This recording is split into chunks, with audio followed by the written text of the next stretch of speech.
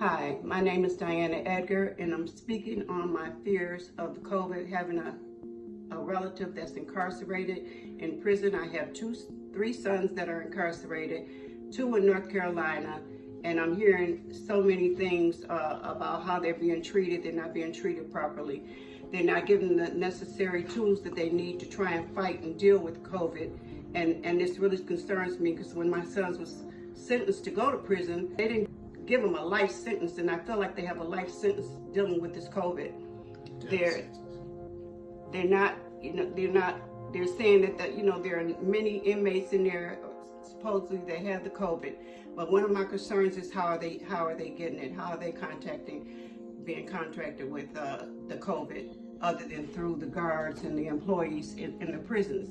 And it's my understanding, not just my understanding, it's the fact that I was told that the guards they don't require them to get tested.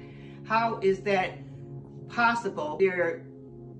When there's a threat against other people's lives, I don't understand that. And right now, my one son who's incarcerated at Lumberton chose to quarantine in the hole because he felt fearful of his life being around other inmates with this disease, and something has to be done about it. We can't keep allowing our loved ones and people and friends that are incarcerated to be exposed to this, and they don't have any outside help. There's nobody to help them. There's nobody that's listening. I've spoken to several people in positions, and they keep telling me that they're doing all that they can do, but I'm hearing from other inmates that they're not being treated right. They're not given the proper tools that they need to fight and deal with this.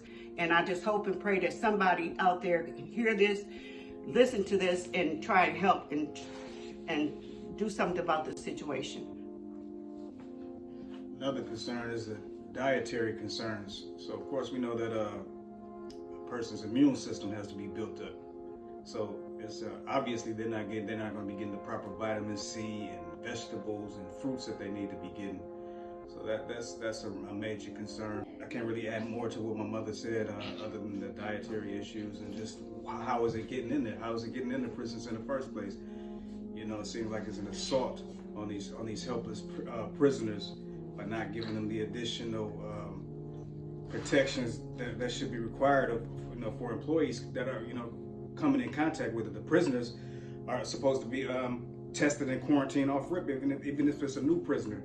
So it's like you're putting these people at risk by allowing people to keep their jobs, and they don't have all of the access to the foods and medicines on their own to protect themselves. Not only that, they're deprived of visits from their family members. So that's an additional stress on their mind, on their psychology. So it's a lot to be concerned about.